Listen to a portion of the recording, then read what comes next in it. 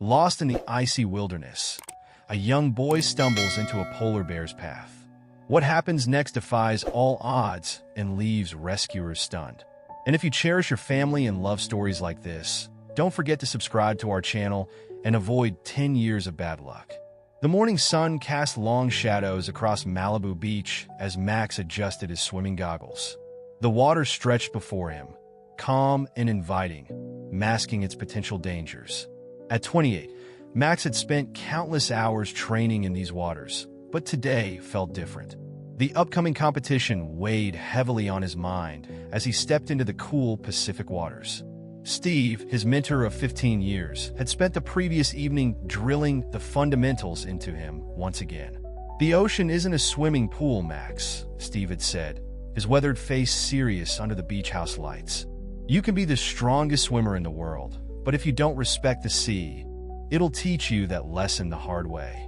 Max had nodded, having heard this warning countless times before, but now those words echoed in his mind with unexpected clarity. The water temperature was perfect for training, cool enough to keep him alert, but not so cold as to be distracting. Max began his warm-up routine, starting with a steady freestyle stroke parallel to the shoreline. His muscles moved with practiced efficiency, each movement calculated and precise. The familiar rhythm of his breathing, synchronized with his strokes, usually brought him peace. But today his thoughts kept drifting to the conversation he'd had with his sister Lily the night before. "You're pushing yourself too hard," Lily had insisted over dinner, her fork pointing accusingly at him. "These solo training sessions are dangerous. What if something happens out there?" Max had dismissed her concerns with a wave of his hand, but her words had lodged themselves in his mind like splinters. As he pushed further from the shore, Max tried to focus on his technique. The competition was just 2 weeks away, and his qualifying times needed improvement. The pressure from his sponsors was mounting. They expected results, and Max couldn't afford to disappoint them. His swimming scholarship had put him through college, but now swimming was his livelihood, his identity. The first sign of trouble came so subtly that Max almost missed it. The water's resistance changed, becoming less predictable. He adjusted his stroke, compensating for what he assumed was just a minor current shift. But within minutes, the situation deteriorated rapidly. The gentle push became a forceful pull, and Max found himself being drawn away from the shore despite his best efforts to maintain his course. Years of training kicked in as he assessed his situation. The shoreline was receding faster than it should, and his attempts to swim parallel to the beach, the standard procedure for escaping a rip current, weren't yielding results. This wasn't a normal current pattern. Something was wrong. Panic began to creep in, starting as a tight knot in his stomach and spreading through his chest. Max increased his effort, his powerful strokes cutting through the water with renewed urgency, but the current seemed to strengthen in response. His breathing, usually so controlled, became ragged and desperate. Images flashed through his mind. Lily's worried face, Steve's warnings, the upcoming competition he might never make it to. The shore continued to drift away, becoming a distant line of tan and green. His muscles began to burn with the effort of fighting the current, and the first real tendrils of fear wrapped around his heart. Max had always prided himself on his calm demeanor in the water, but now he felt that composure slipping away. The ocean, his second home since childhood, had become an adversary. Each stroke required more effort than the last, and the burning in his muscles intensified. The realization hit him hard.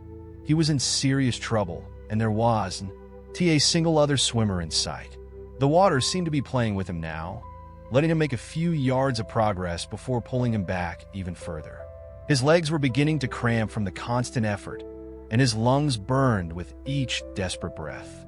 The situation was deteriorating rapidly, and Max knew he needed to make a decision: continue fighting the current and risk complete exhaustion, or try to conserve his energy and hope for rescue. The exhaustion was setting in when Max first noticed the dark shape moving through the water beneath him. His initial reaction was fear. In his vulnerable state, even a small shark would pose a serious threat. But as the form drew closer, its distinctive outline became clear. The curved dorsal fin, the sleek body, the intelligent eyes, a dolphin. The marine mammal surfaced nearby, its presence both unexpected and somehow reassuring. Max had encountered dolphins before during his training sessions, but they usually kept their distance. This one, however, seemed different. It circled him once, then twice, moving with deliberate purpose rather than casual curiosity. The dolphin, Sammy, though Max didn't recognize him yet, approached with careful precision. Its movements were calculated, almost human-like in their intentionality. As Max struggled against the current, Sammy positioned himself alongside him, close enough for Max to see the distinctive patterns of small scars near its dorsal fin. The current continued its relentless pull, and Max's situation remained dire. His muscles screamed for relief, and each breath became more labored than the last. Sammy seemed to sense his distress, moving closer and attempting to nudge him with his rostrum. The dolphin's first attempts to help were gentle, almost tentative, as if testing Max's responsiveness. The severity of the situation became even more apparent as Sammy struggled against the same current that trapped Max. The dolphin's powerful tail worked overtime, fighting against the water's pull while trying to maintain position near the drowning swimmer. Even with its natural strength and agility, Sammy visibly strained against the unusual force of the current. Max's vision began to blur around the edges, a combination of exhaustion and the salt water burning his eyes. His limbs felt like lead weights, and each movement required immense effort. The shore was now just a distant line, barely visible through the waves.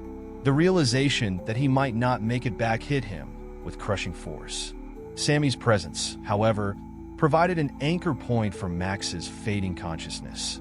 The dolphin's persistent attempts to help, though not yet successful, gave him something to focus on besides his own exhaustion. There was something familiar about the way the dolphin moved, something that tugged at the edges of his memory, but in his oxygen-deprived state, he couldn't quite grasp it. The interaction between man and dolphin became a desperate dance against the current. Sammy would position himself under Max, trying to provide support, only to be pushed away by the force of the water. The dolphin's determination seemed to match Max's own survival instinct, creating an unlikely partnership in the midst of crisis. Time became fluid, measured only by the burning in Max's muscles and his increasingly labored breathing. Each wave that passed over him carried the threat of being the one that would finally overcome his remaining strength. Yet Sammy remained, circling, pushing, trying different approaches to help the struggling swimmer. The dolphin's efforts, while not immediately successful in breaking free of the current, prevented Max from completely surrendering to exhaustion. Every time his arms felt too heavy to lift, every time his legs threatened to stop moving, Sammy would appear at his side, providing a momentary burst of renewed determination. This unlikely rescue attempt, played out in the vast expanse of the Pacific, represented more than just a struggle for survival. It was a testament to the inexplicable bond between species, though Max had yet to remember the origin of this particular connection. The dolphin's unwavering presence served as both practical help and emotional support, giving Max something to hold on to as his strength continued to fade. As Max struggled in the water, his oxygen-deprived brain began triggering memories from 5 years ago. The flashback hit him with startling clarity, temporarily drowning out his current predicament. It was a cloudy morning in 2019, and he had been doing his regular beach run when something caught his attention.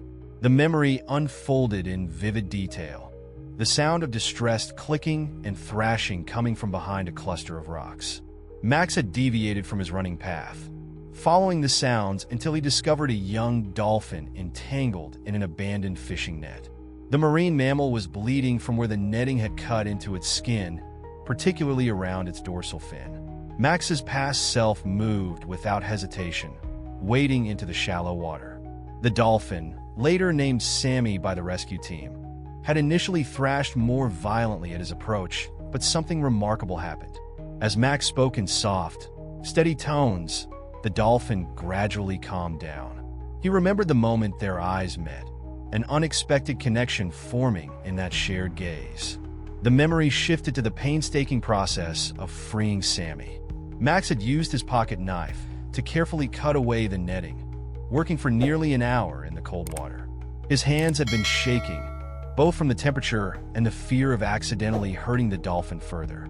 The distinctive scars near the dorsal fin, the same ones he was seeing now in his desperate situation, were fresh wounds then. Back in the present, Max's eyes widened with recognition. The dolphin trying to save him now was unmistakably Sammy.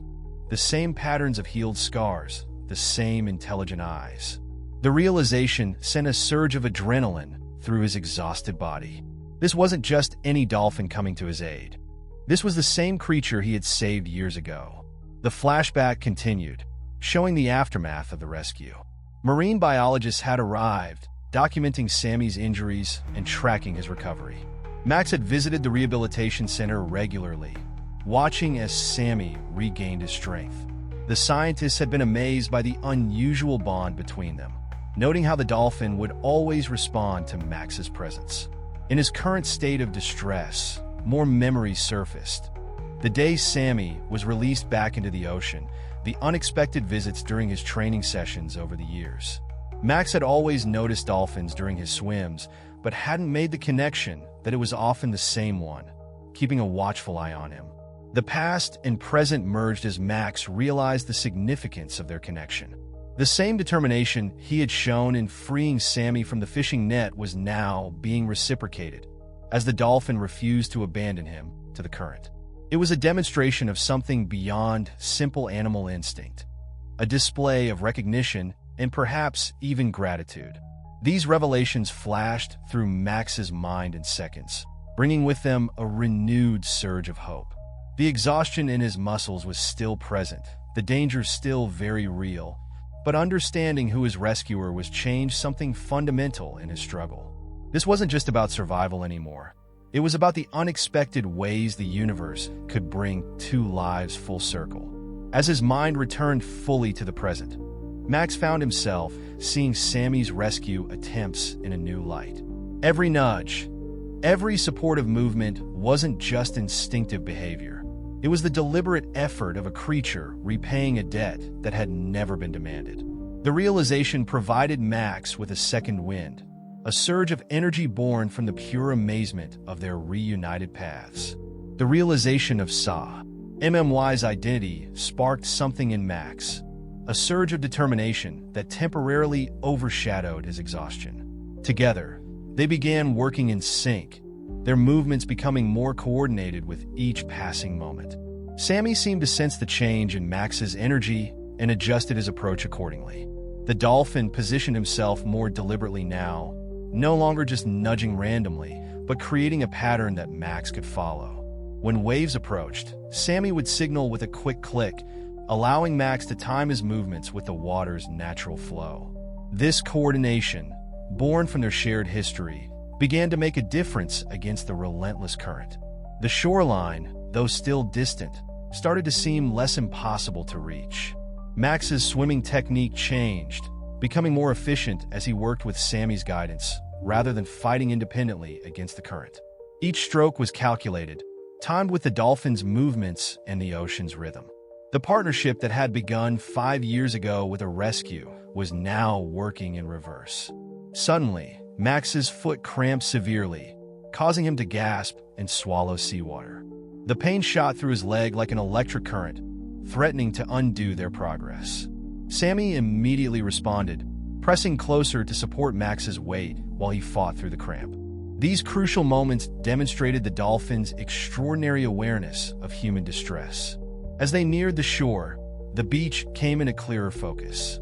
Max could make out figures on the sand. One of them was definitely Lily, pacing anxiously near the water's edge. She had likely been watching his entire ordeal, helpless to assist but unable to look away. Her presence provided additional motivation for the final push towards safety. The last 100 yards proved to be the most challenging. The current, though weakening, still fought to maintain its grip on them. Max's muscles were beyond exhaustion, operating purely on survival instinct and the encouragement of Sammy's persistent presence. Every movement was a battle against the desire to simply stop and surrender to the fatigue. When they finally broke free of the current's strongest pull, Max nearly sobbed with relief. Sammy stayed with him until the water became too shallow, ensuring his safety until the last possible moment. As Max's feet finally touched solid ground, his legs buckled beneath him. He collapsed onto the wet sand, coughing and gasping for air. Lily reached him first, running into the shallow water to help drag him further onto the beach. Her hands shook as she checked him over, her earlier warnings about solo training sessions forgotten in the immediate relief of seeing him alive. Behind them, Sammy performed a series of jumps in the deeper water, as if celebrating their successful escape. Through his exhaustion, Max tried to explain to Lily about Sammy, about their connection, but the words came out in incoherent bursts between his heavy breathing. His sister's face showed a mix of confusion and concern as she looked between her brother and the dolphin that had helped save his life. The explanation would have to wait until he could speak properly. Other beachgoers had gathered around them now, drawn by the dramatic scene. Someone had called emergency services, and Max could hear sirens in the distance. Through it all, Sammy remained visible in the waves, his presence a reminder that sometimes survival depends on connections we don't fully understand. A week after the rescue, Max stood before a group of wide-eyed children at the Malibu Beach Community Center. The room was packed with local families, all eager to hear about his extraordinary experience. The walls were decorated with marine life posters, and through the large windows, the ocean provided a fitting backdrop to his story. Max had never considered himself a public speaker, but the words flowed naturally as he described his connection with Sammy. He explained how he had first saved the dolphin from the fishing net, showing the children photographs from that day that the marine rescue team had documented. The images of the entangled dolphin drew gasps from his young audience, their faces reflecting genuine concern. The ocean isn't just water and waves, Max told them, his voice carrying across the silent room. It's filled with intelligent, feeling creatures who remember kindness and return it. He described how Sammy had appeared during his moment of crisis, explaining the rescue in terms the children could understand while being careful not to downplay the dangers of the ocean. As if on cue, excited shouts erupted from the children nearest the windows. Outside, in the clear waters close to shore, Sammy had appeared, performing a series of spectacular leaps and turns. The timing was so perfect it seemed orchestrated, though Max knew better. The dolphin had been making regular appearances since the rescue, as if keeping a protective watch over the beach. The children rushed to the windows, pressing their faces against the glass. Max used this moment to emphasize the importance of marine conservation. He explained how fishing nets, like the one that had trapped Sammy, continued to endanger sea life. The children listened intently as he described simple ways they could help protect ocean creatures, properly disposing of trash, avoiding single-use plastics, and respecting marine life from a safe distance. Parents in the audience began asking questions about local conservation efforts. Max found himself becoming an impromptu ambassador for marine protection, a role he hadn't anticipated, but one that felt surprisingly natural. He shared information about local beach cleanup initiatives and marine wildlife protection programs, watching as people took notes and exchanged contact information to organize future activities. The event transformed from a simple storytelling session into something more significant. Max noticed how his personal connection with Sammy had captured people's imaginations, making abstract environmental concerns feel immediate and personal. Children approached him with drawings they had made of him and Sammy, each picture showing their unique interpretation of the rescue. One small girl raised her hand and asked, "Do you think Sammy remembers you every time he sees you?" The question struck Max deeply. He explained how dolphins are highly intelligent creatures with long memories, especially for those who have helped them. He described how Sammy's behavior suggested not just recognition, but a deliberate choice to maintain their connection. As the session drew to a close, Max felt a profound sense of purpose. His near-death experience, frightening as it had been, was becoming a catalyst for positive change in his community. The children's enthusiasm and their parents' genuine interest suggested that his story could do more than entertain. It could educate and inspire action. Standing there, watching Sammy continue his display in the distance, Max realized he had found a new calling. Beyond his competitive swimming career, he now had a platform to advocate for the ocean he loved. His personal story had become a powerful tool for environmental education, making complex issues accessible through the lens of his unique relationship with Sammy. Max's newfound role as a marine advocate was tested sooner than expected when he discovered a notice posted at the beach entrance. The sign, decorated with architectural renderings of a luxury resort complex, announced a public hearing about developing a significant portion of the coastline. The proposed Malibu Paradise Resort would include private beaches, multiple high-rise buildings, and a marina that would significantly alter the local marine ecosystem. During his next meeting with Steve at their usual beachside cafe, his mentor slid a thick folder across the table. "They've been planning this for months," Steve explained, his red face grim. "The development would destroy crucial marine habitats, including the cove where you found Sammy." The documents revealed that the project would require extensive dredging and the construction of artificial barriers that would fundamentally change the area's natural currents. Max spent hours studying the environmental impact reports, many of which seemed suspiciously optimistic about the development's effects on marine life. He joined forces with local environmental groups, attending meetings where marine biologists presented evidence of the potential damage. The proposed marina would cut directly through an area frequently used by dolphins, including Sammy, as a feeding ground. The situation reached a critical point during a town hall meeting at the local community center. Max had prepared a presentation about the area's marine life, including data about dolphin populations and their importance to the ecosystem. However, when he stood to speak, Richard Morton, the lead developer, interrupted him almost immediately. "Mr. Walker," Morton said, his voice carrying the practiced condescension of someone used to dismissing opposition, "while your recent adventure with a dolphin makes for a charming story, we're discussing serious business here. This development will bring jobs and economic growth to Malibu." The developer's dismissive tone sparked murmurs through the crowd. Max remained standing, his hands gripping the podium. "With all due respect, Mr. Morton, this isn't about one story or one dolphin. Your environmental impact reports ignore critical data about marine migration patterns and habitat destruction." He proceeded to highlight specific discrepancies in their studies, his swimming career having given him unexpected credibility in understanding ocean currents and marine behavior. The tension in the room escalated as Morton's team tried to discredit Max's arguments. They presented their own experts who claimed the development would actually benefit the marine ecosystem by modernizing the coastline. Each claim they made felt like a personal attack on everything Max had come to understand about ocean conservation. Steve stood up in support, presenting his own decades of observations about the local marine life. Other community members followed, sharing their concerns about losing public beach access and the impact on local wildlife.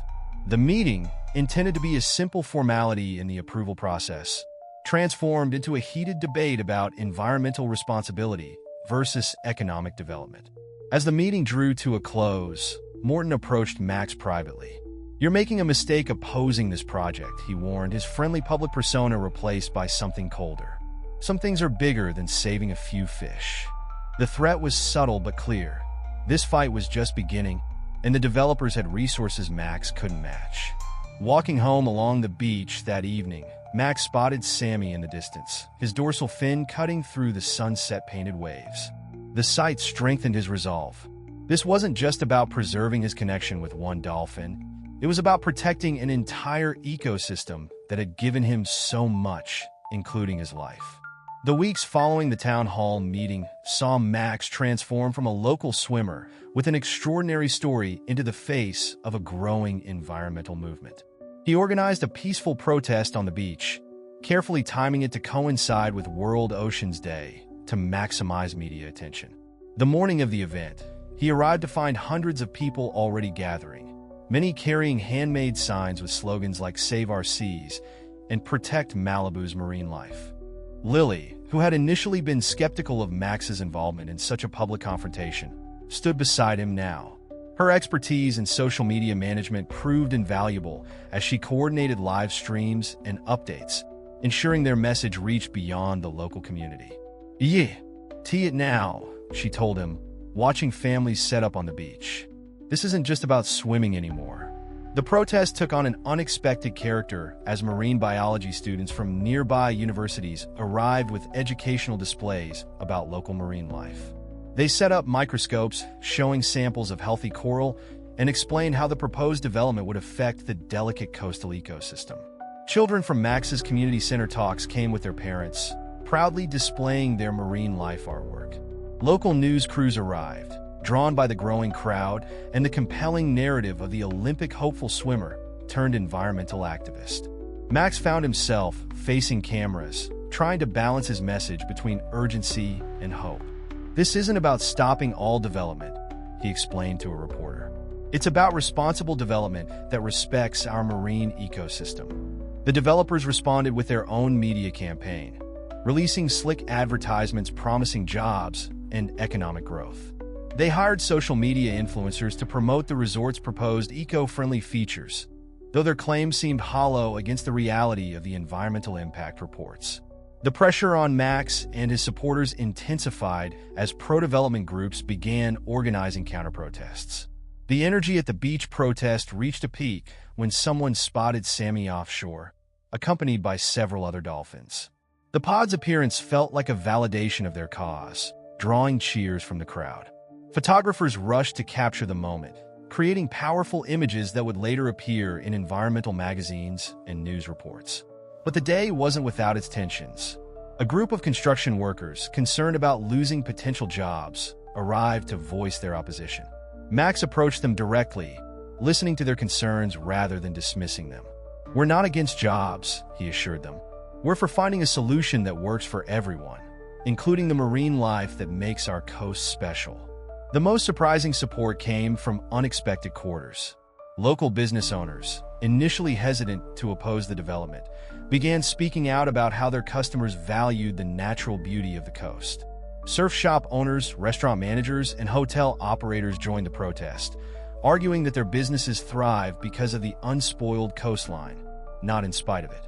As the sun began to set, Max stood at the water's edge, addressing the crowd one final time. The gathering had grown beyond anything he'd imagined, with people spilling across the beach. Television cameras captured his words as he spoke about responsibility, community, and the importance of protecting natural habitats for future generations. The developers' pressure continued to mount, with anonymous comments appearing online questioning Max's motives and expertise. But each attack seemed to strengthen the community's resolve. The movement was no longer about one swimmer and one dolphin. It had become about a community fighting to preserve something irreplaceable. The transformation of Max's local protest into a national environmental story happened almost overnight. Early one morning, as camera crews set up for another day of coverage, Sammy appeared closer to shore than usual, performing a series of spectacular leaps and spins. The footage went viral within hours, shared across social media platforms with hashtags like #SaveMalibuBay and #DolphinProtector. News vans lined the beach parking lot as film crews from major networks arrived to capture what had become known as the Dolphin's Guardian story. A respected wildlife documentary team approached Max about featuring his story in their upcoming series about human-animal connections. Their presence lent additional credibility to the movement, bringing scientific expertise to support the emotional appeal of Max's narrative. The documentary crew captured remarkable footage of Sammy's regular appearances, often swimming parallel to Max during his training sessions. Marine biologists interviewed for the documentary confirmed the unusual nature of this sustained interaction between a wild dolphin and a human, noting how it demonstrated the complex social intelligence of marine mammals. During one particularly memorable morning, as Max gave an interview at the beach, Sammy appeared with 3 other dolphins. The pod performed what seemed like a choreographed display, drawing gasps from onlookers and creating footage that would be replayed on news channels worldwide. The timing was so perfect that some skeptics accused Max of training the dolphins, not understanding that such coordination with wild animals was impossible. The reporter, a veteran environmental journalist, asked Max the question that would become central to the story. "What made you decide to risk your competitive swimming career to take on this fight?" Max's response, unscripted and heartfelt, resonated with viewers. "When you're saved by a creature you once helped, you realize that everything in nature is connected. This isn't about choosing between progress and preservation. It's about finding a way to progress that preserves what makes this coast special. Social media amplified the message exponentially. Lily's strategic approach to online content helped humanize the cause, sharing behind-the-scenes moments of community meetings and beach cleanups alongside the more dramatic footage of Sammy. Environmental organizations began reaching out, offering support and resources for the fight against the development. The documentary team's presence revealed another layer to the story. They discovered that similar developments along the coast had led to significant declines in marine mammal populations. Their research provided crucial data, supporting the argument that the proposed resort would irreparably damage the local ecosystem. Max found himself in an unexpected position as journalists sought his commentary on broader environmental issues. He stayed focused on the local battle while acknowledging its larger implications, always bringing the conversation back to the concrete impact of the proposed development on marine life. The media attention brought both support and scrutiny. Environmental scientists validated Max's concerns about the development's impact, while business analysts debated the economic arguments. Through it all, Sammy's regular appearances seemed to validate the emotional core of the story, the idea that humans and marine life could share a meaningful connection worth preserving. As the documentary neared completion, the production team captured a moment that would become iconic. Max swimming alongside Sammy at sunset, the dolphin matching his pace in perfect synchronization. The image would later appear on conservation posters worldwide, symbolizing the harmony possible between humans and marine life. The weight of leading a movement began taking its toll on Max. In his small apartment overlooking the beach, he sat surrounded by stacks of environmental reports, legal documents, and letters from supporters and critics alike. The Olympic trials were approaching, and his training schedule had become increasingly erratic as he balanced his athletic aspirations with his environmental activism. Late one night, while reviewing another set of technical documents, his phone lit up with a message from Marcus Chun, an investigative reporter at the Pacific Coast Herald. "Need to meet. Have information about the resort project. Urgent." The cryptic message sent Max's mind racing, but exhaustion made every thought feel like it was moving through molasses. During his morning training session, Max found himself distracted, missing his target times and struggling to maintain form. Steve noticed immediately. "Your head's not in the water," his mentor observed, passing him a towel. "You can't fight every battle at once," Max summed him. "Yes, you need to choose." The words hit home, forcing Max to confront the reality that his Olympic dreams might be slipping away. The meeting with Marcus took place at a quiet cafe 3 blocks from the beach. The reporter slid a folder across the table, revealing documents that suggested the resort development was facing internal troubles. Several major investors had quietly withdrawn their support, concerned about potential environmental litigation. The project was more vulnerable than it appeared. But the revelation came with a personal cost.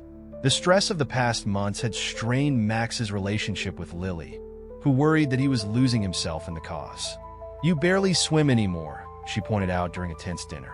"The Max I know lives for the water, not for fighting developers." Her words carried the weight of truth, making them impossible to dismiss. The pressure intensified when Max received an email from his swimming sponsor, expressing concerns about his extracurricular activities. They reminded him that his contract required maintaining certain performance standards, and his recent training times weren't meeting expectations. The implicit threat was clear: choose between activism and athletics. During a particularly low moment, Max found himself sitting alone on the beach at dawn. The sound of splashing drew his attention. Sammy had appeared, as if sensing his distress. The dolphin's presence reminded him why he'd chosen this path, but it also highlighted the complexity of his situation. How could he balance his responsibility to protect this ecosystem with his personal dreams? The breakthrough came unexpectedly. The Pacific Coast Herald published Marcus's investigation, revealing that the resort project was facing significant financial challenges. Several environmental impact studies had been rushed, and key permits were based on incomplete data. The project's timeline was already months behind schedule, and costs were spiraling. Public opinion shifted dramatically with these revelations. Local officials, initially supportive of the development, began distancing themselves from the project. Environmental protection agencies announced new reviews of the permit applications, citing concerns about the accuracy of the submitted data. Yet even as the tide turned in their favor, Max felt increasingly uncertain about his role. He had become the face of a movement larger than himself. But at what personal cost? His Olympic qualifying times were slipping away, and the deadline for trials registration loomed. The victory he'd fought so hard for seemed hollow against the sacrifice of his athletic dreams. The evening of the victory celebration at Malibu Beach brought an unexpected twist that would change everything. As community members gathered to celebrate the resort project's apparent defeat, Max noticed an older man standing apart from the crowd, watching him intently. There was something hauntingly familiar about his features, something that tugged at long-buried memories. The man approached slowly, his expensive suit contrasting sharply with the casual beach attire of the celebrating crowd. "Hello, Max," he said, his voice carrying years of unspoken words. "I'm James Walker, your father." The revelation hit Max like a physical blow. The developer who had fought so hard against them, who had hidden behind corporate names and legal teams, was the same man who had abandoned his family 20 years ago.